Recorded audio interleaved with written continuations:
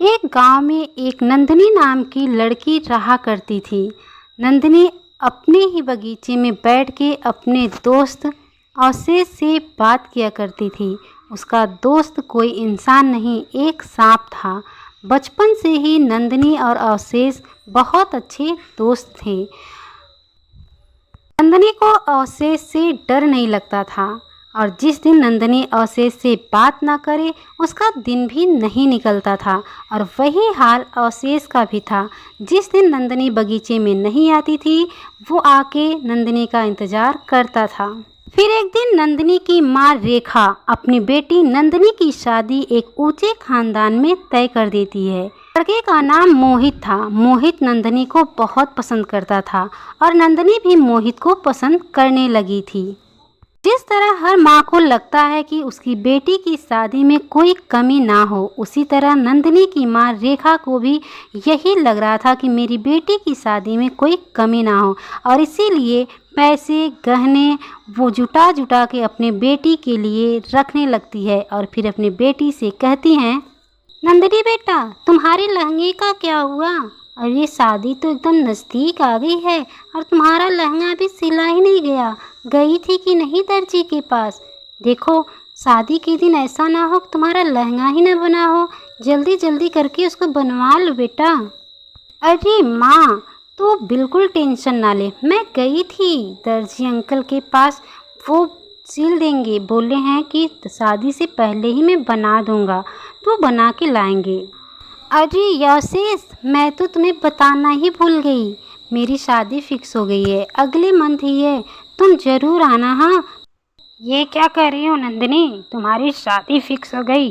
नहीं नहीं नंदिनी, तुम शादी मत करो, मैं अकेला रह जाऊंगा, मेरा तो कोई दोस्त भी नहीं है, मैं किसके साथ बातें करूंगा।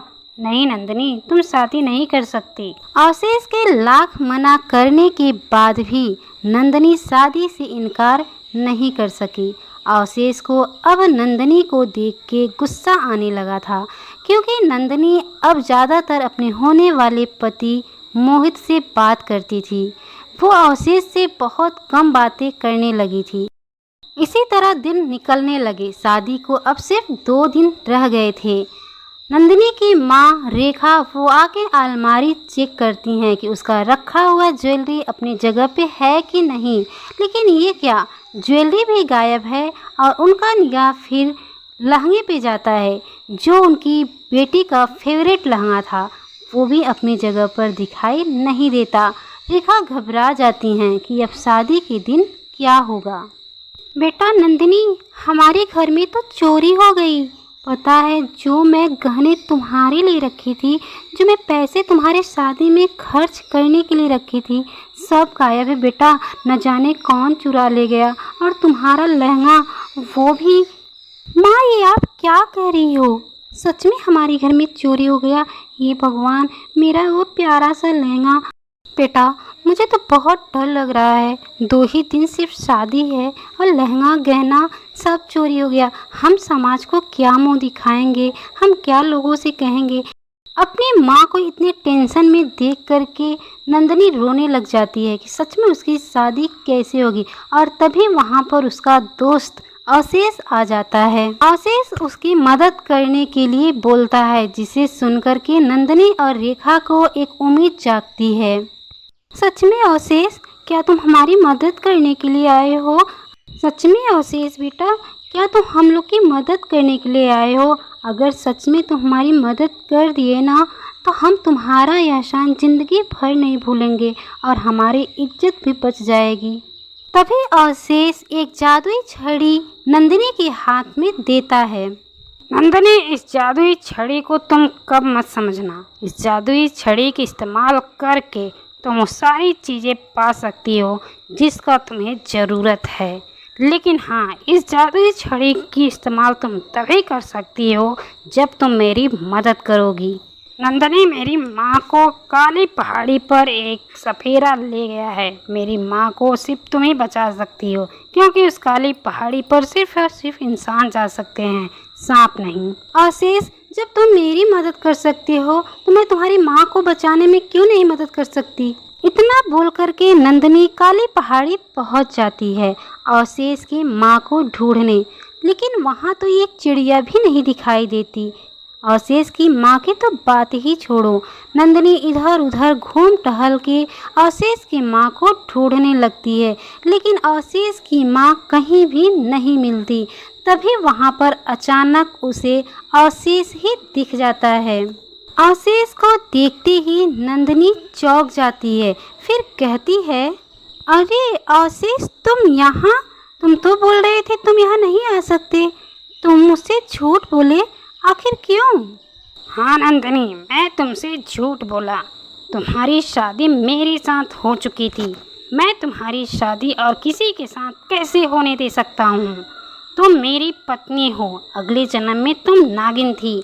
अब तुम यहाँ से कभी नहीं जा सकती। तुम आराम करो, मैं तुम्हारे लिए कुछ खाने के लिए लाता हूँ। अवशेष की बात सुन करके नंदिनी रोने लगती है और वो डर जाती है कि अपनी माँ के पास कभी नहीं जा पाएगी।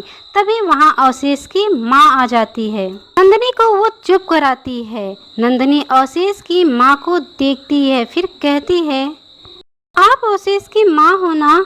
आपको कुछ पता है? अवशेष मुझे यहाँ धोखे से लाया है, मैं क्या करूँ? मुझे कुछ समझ में नहीं आ रहा। हाँ बेटा, मुझे सब मालूम है। अवशेष ने जो किया वो भी मालूम है और जो करने वाला है वो भी मालूम है। मैं उसे समझा के थक गई, लेकिन वो नहीं मानता। जो वो चाहता है वो संभव ही नहीं है।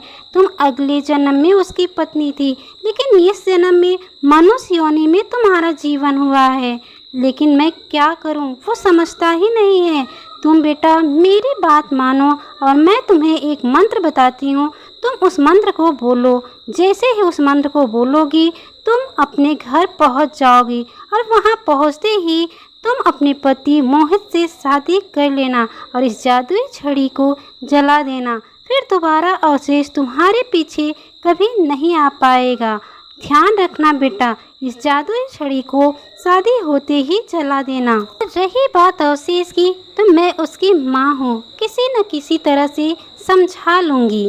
इतना बोलते ही अवशेष की माँ नंदिनी को एक मंत्र बताती है और जिसे बोलते ही नंदिनी अपने घर आती है, अपनी माँ को सारी सच्चाई बताती है। कुछ ही दिन के बाद नंदिनी की माँ मोहित से उसकी शादी करा देती है। शादी होते ही नंदिनी उस जादुई छड़ी को जलाकर राख कर देती है और फिर अपने पति के साथ हंसी खुशी रहने लगती है। तो हमारी कहानी आपको कैसी लगी हमें कमेंट बॉक्स में ज़रूर बताइए।